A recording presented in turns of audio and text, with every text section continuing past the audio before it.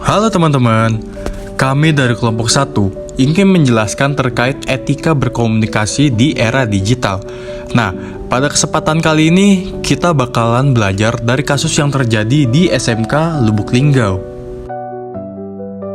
Nah, jadi beberapa waktu yang lalu, sebuah SMK di Lubuk Linggau mengunggah postingan apresiasi terhadap salah satu siswanya yang telah diterima bekerja di Indomaret dan Alfamart.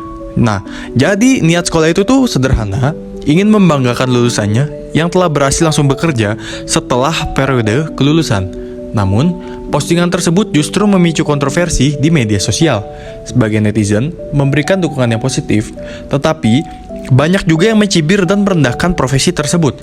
Fenomena ini memperlihatkan bahwa etika komunikasi di dunia digital masih sering diabaikan, dan kebebasan berekspresi kadang disalahgunakan untuk menilai atau merendahkan orang lain. Nah, seperti yang terjadi pada komentar TikTok berikut ini, yang dimana kubu terbagi menjadi dua, yaitu positif dan negatif. Di kubu negatif cenderung menjatuhkan, sedangkan di kubu positif justru saling memotivasi, karena mengingat di era sekarang tidak semua orang bisa langsung terserap di dunia kerja. Hal ini dibuktikan dengan banyaknya angka pengangguran di Indonesia. Adapun beberapa hal yang dapat timbul dari komentar negatif di media sosial itu antara lain dapat menurunkan kesehatan mental orang lain, yang dimana komentar negatif bisa membuat seseorang merasa rendah diri, stres, atau kehilangan motivasi.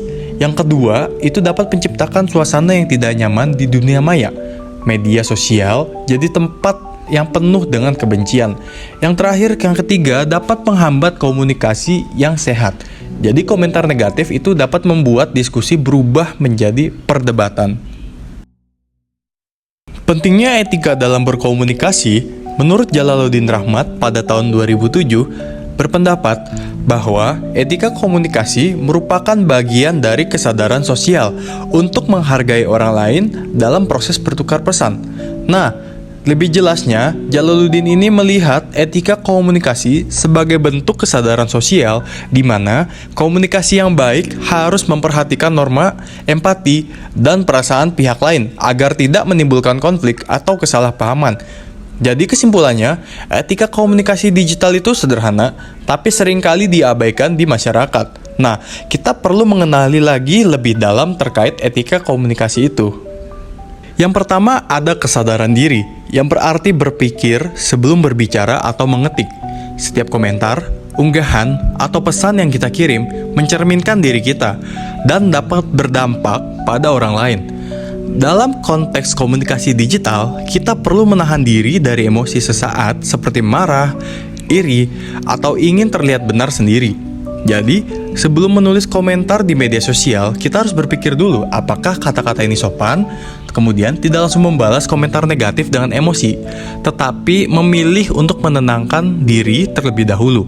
Kemudian kita harus memeriksa ulang kebenaran informasi sebelum membagikannya, agar tidak menyebarkan hoaks kepada masyarakat ataupun dunia maya.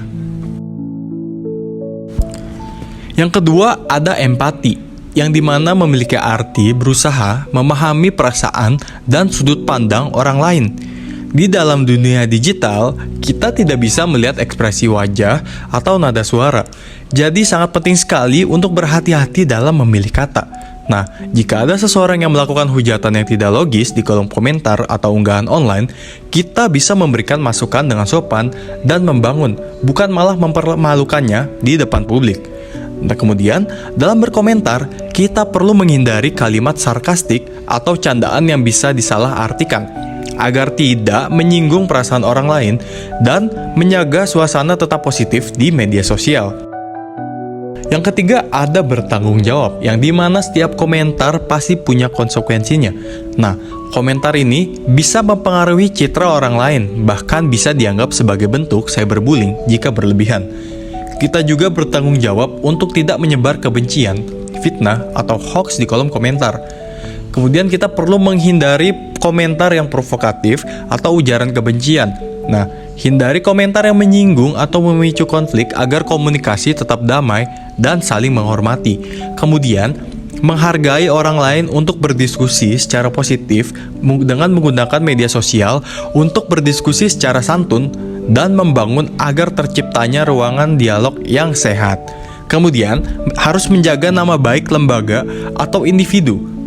Kita harus berhati-hati dalam berkomentar agar tidak merusak reputasi diri, lembaga, ataupun orang lain.